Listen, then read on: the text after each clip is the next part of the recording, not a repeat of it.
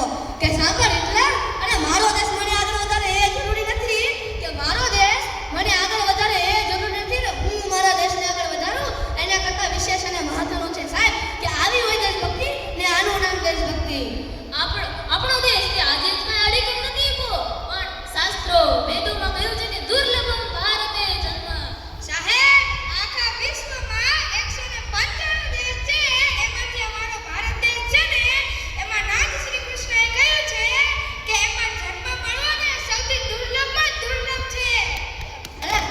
આ ભારત એ આપણી માં છે આપણે એને માં જેટલું સન્માન આપીએ અને આ ભારત માં માટે પેલા સૈનિકો શું કાંઈ નથી કરતા. એ સૈનિકો આ દેશના રક્ષણ માટે પોતાની જાન લડવી નાખે છે. ઈ વીરપંખોની વ્યથા આપણે ક્યારે નથી સમજી શકતા. જો એ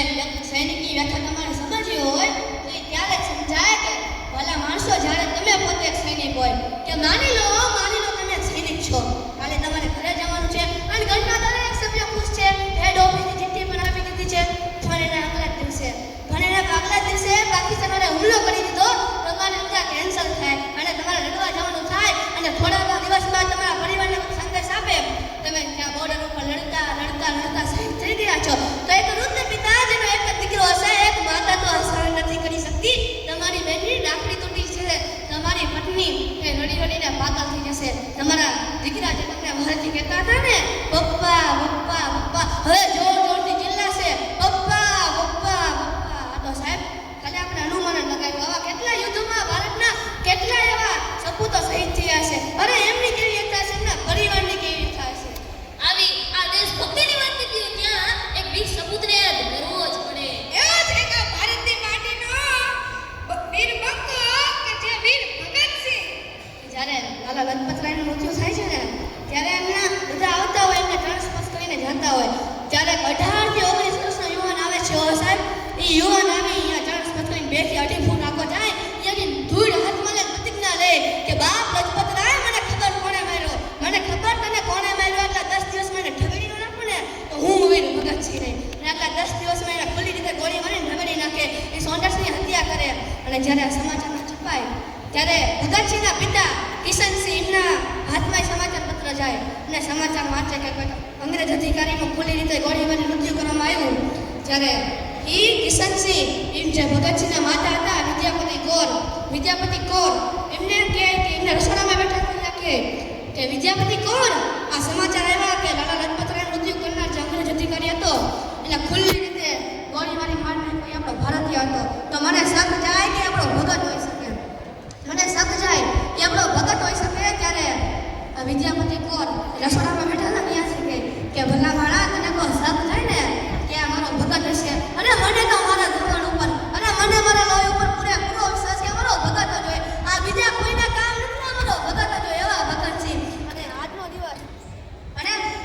દિવસ એટલે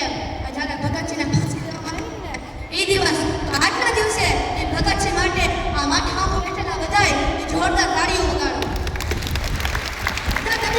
ભગતસિંહ માટે અને જ્યારે